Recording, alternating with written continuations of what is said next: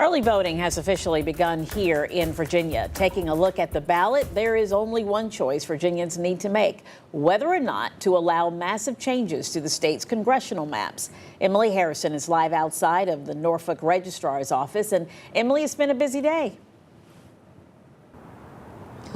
It certainly has been. By lunchtime this afternoon, about 130 people here in Norfolk had already cast their ballot, and I just got word that that number rose to 208 by the end of the day. These are pretty stunning numbers for the first day of early voting, and all across the state, Virginians are going by the hundreds to cast their ballot for what these congressional maps should look like.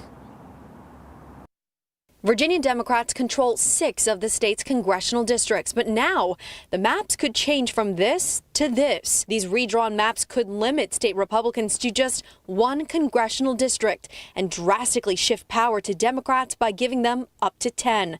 Governor Abigail Spanberger says it's a direct response to what is happening in other states. What has changed is what we're seeing in states across the country, and a president who says that he's, quote, entitled to more Republican seats before this year's midterms.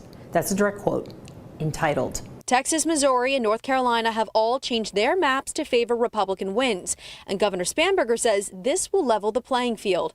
But former Governor Glenn Youngkin called it a gross power grab, one that will silence rural voters. They want to disenfranchise millions of Virginians to gain more power for themselves. All you need to do is look at the shape of the proposed maps to realize how shameless they are. The issue is drawing out more voters than usual in Hampton Roads. By morning estimates alone, the city of Portsmouth saw 46 ballots cast, which is more than double from the last election cycle. The city of Hampton had more than 80 ballots by 11 in the morning, and in James City County, the registrar's office counted a whopping 500 ballots cast in less than 5 hours. In Norfolk, voters say that they are taking this amendment seriously. I knew when I went in, I knew how I was going to vote. The things are going on in the world this day, and the voting suppression, I was glad that I could vote.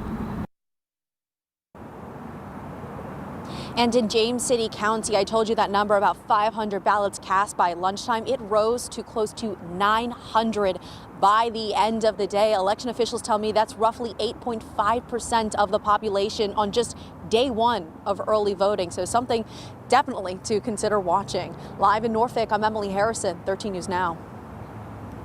Again, today is just the start of early voting, which lasts until April 18th, and then Election Day is currently set for April 21st.